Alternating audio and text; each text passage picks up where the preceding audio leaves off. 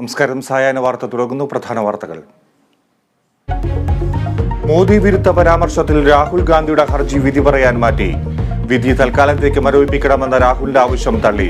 വിധി പറയുക മധ്യവേനൽ അവധിക്ക് ശേഷം. വിധി സ്റ്റേ ചെയ്യണമെന്ന ഹർജിയിൽ വാദം പൂർത്തിയായി.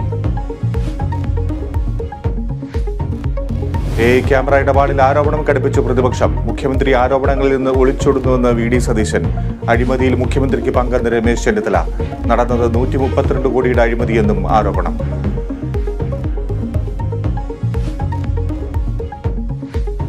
എൻ.സി.പി അധ്യക്ഷ സ്ഥാനം ഒഴിഞ്ഞ ശരത് പവാർ. അപ്രതീക്ഷിത രാജ്യപ്രഖ്യാപനം. ആത്മകഥാ പ്രകാശന ചടങ്ങിൽ പുതിയ അധ്യക്ഷനെ തീരുമാനിക്കാൻ സമിതി.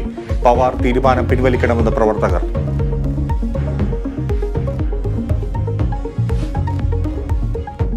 കർണാടകയിൽ ബി.ജെ.പിയുടെ ഏക സിവിൽ കോഡ് വാഗ്ദാനത്തിനെതിരെ കോൺഗ്രസിന്റെ പ്രകടന പത്രിക. റദ്ദാക്കിയ മുസ്ലിം സംവരണം പുനഃസ്ഥാപിക്കുമെന്ന് കോൺഗ്രസ്.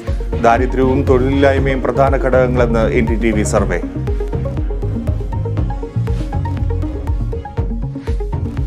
തമിഴ്നാട് അതിർത്തിയിലേക്ക് നീങ്ങിയ അരിക്കൊമ്പൻ ദിശ മാറ്റി തുറന്നുവിട്ട സ്ഥലത്തേക്ക് തിരികെയെന്ന് സൂചന.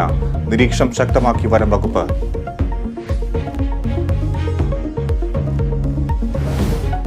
സൈബർ ആക്രമണത്തിൽ മനംനൊന്ത കടുത്തുരുത്തി സ്വദേശിനി ജീവനൊടുക്കിയതിൽ അന്വേഷണം ഊർജിതമാക്കി പോലീസ്.